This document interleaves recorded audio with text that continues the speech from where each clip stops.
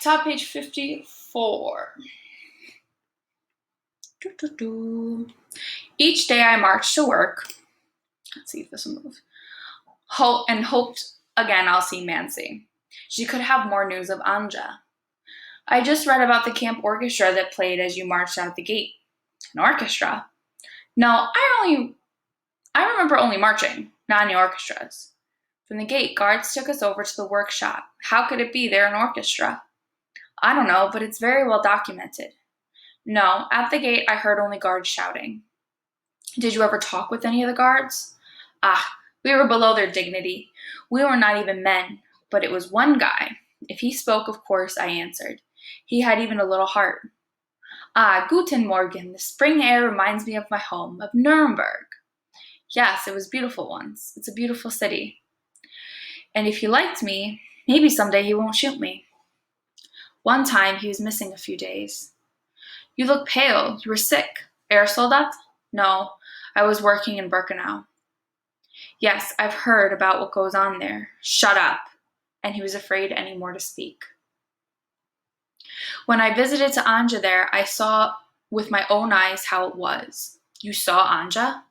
Yeah, every few days it came an SS commission to the tin shop. You have more workers than you need here. Give us 10 prisoners to take back to the main camp for other work.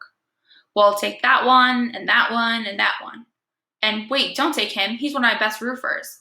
Take that one and that one. The unluckiest ones went over for bad jobs, but Yidel kept me protected. So that food, again, helped keep Vladik alive.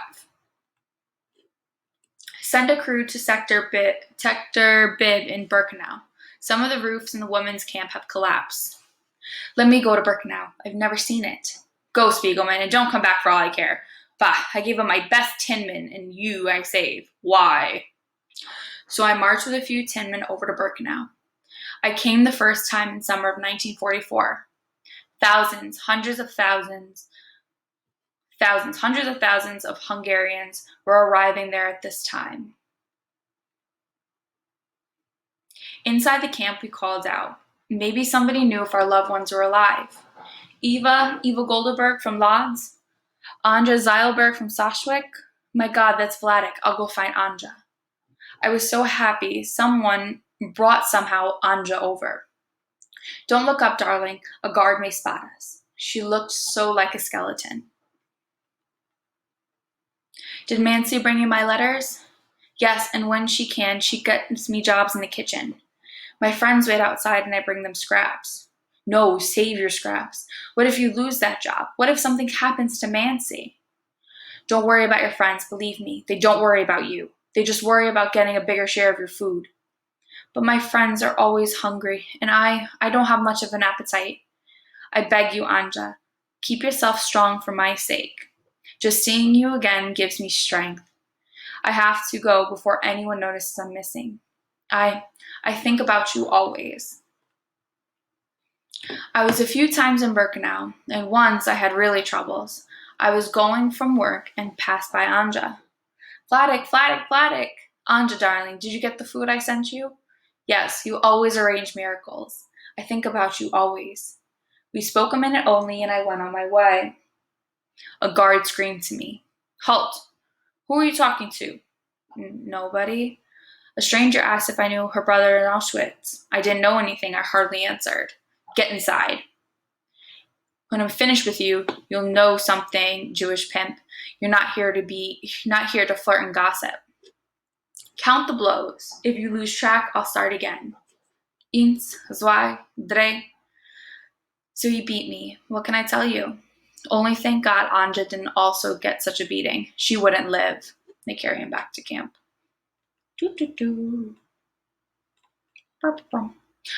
next passage gives you questions for number 13.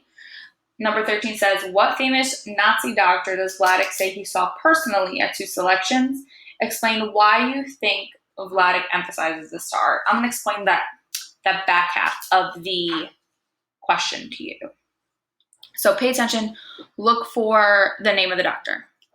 The next days, it was hard to go to work, but to go to the hospital, I could easily not come out again. It wasn't a place with medicines, only a place full with prisoners too sick to go to work. Each day it was selections. The doctors chose out the weaker ones to go and die. And the whole camp was selections. I went 2 times in front of Dr. Mengele. That's your name. We stood without anything, straight like a soldier. He glanced and said, face left. They looked to see if it was sores or pimples on the body. Then again, face left. They looked to see if eating no food made you too skinny. Face left.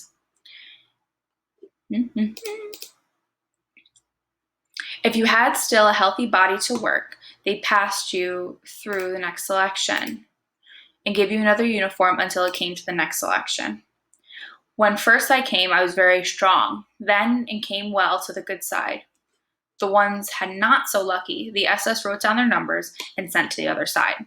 So this is important, okay? This whole idea, very important. Technically, this entire book is important for this reason. Unfortunately, in the world, there are many people that do not believe that the Holocaust took place. It is unfortunate. It is a deep dive down some very scary corners of Reddit. I do not recommend you going because the things that people say are horrendous. You know, it's the same people that did not believe that other Holocausts that take place in the world are currently happening. So it's not great. What's important about Vladic's story, as well as the documentary you'll read next week, or you'll watch next week, and the other Holocaust stories that take place, and the documentaries that are on Netflix, is that they continue to show the truth through these eyewitness accounts. Because a lot of times, these people manage to escape. It's rumored that, actually, no, it's true. Many higher Nazi officers escaped to Argentina and were hid by the government there. So they actually never were tried for their crimes against the Jewish people. Many people do not think that certain things took place. Dr. Mengele, who they speak about in this selection, he was a Nazi doctor at Auschwitz specifically. He used to perform a lot of different experiments on children or adults. He did a lot of twin research, which is a little disturbing. There's a couple YouTube videos you can watch. There's a woman who was interviewed by BuzzFeed specifically, that she survived the twin experiments by Dr. Mengele. There's a couple books that outline it as well. He would perform surgery on people without anesthesia, didn't knock them out, just to see how long they could feel pain. He would dismember parts of their bodies just to see what would happen.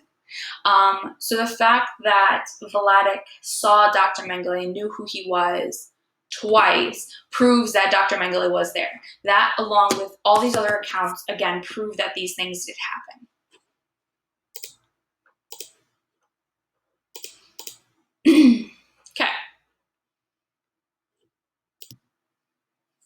Okay, top of page 57. So again, I think we covered question 13 specifically and why it's important that Vladic's story not only just matches up to other survivor stories, but really just solidifies the truth and everything.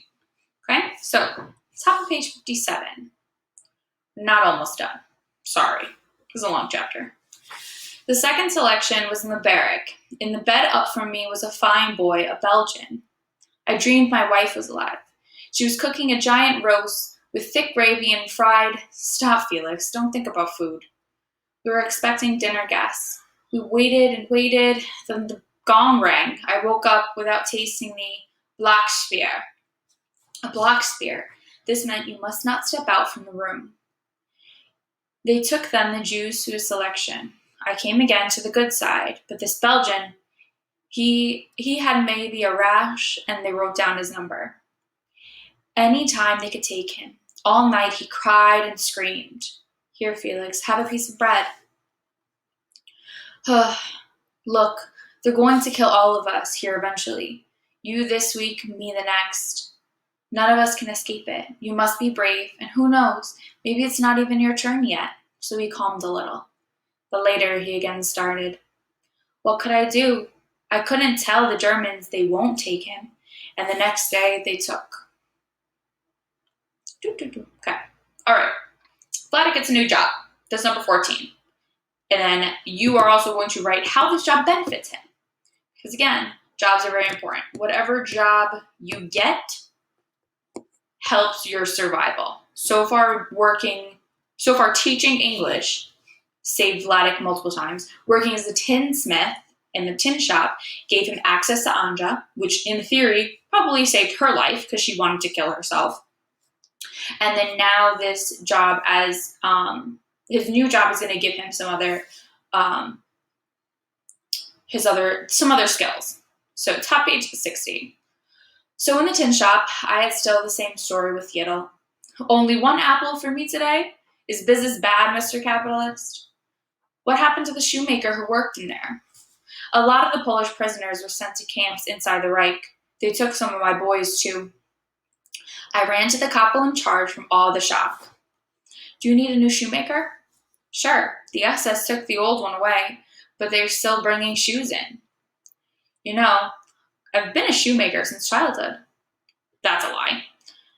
You don't look like a shoemaker to me. You're a tinman. Do I have it written on my forehead? All right then, fix this. Go to the right side. I learned a little shoe fixing while watching how they worked when I was with my cousin in Milok, there in the ghetto shoe shop. To fix such an open sole, I knew how to take a double thread smeared with wax, make then a hole and push the thread halfway only, and then the upper part, put 2 holes even in the sole. Bring the thread through these holes. Cross the thread from the top and bottom, both ends, through a new hole in the sole, and repeat so until the shoe is closed. And so, it's made. You can't even see it has stitches. You're better than a last shoemaker. You see, it's good to know how to do everything. So now I was a shoemaker. There's the job for number 14. I had here a warm and private room where to sit. Ha, I knew you were an expert tinman, but I never knew you had so many other talents. And here I didn't have any more to worry will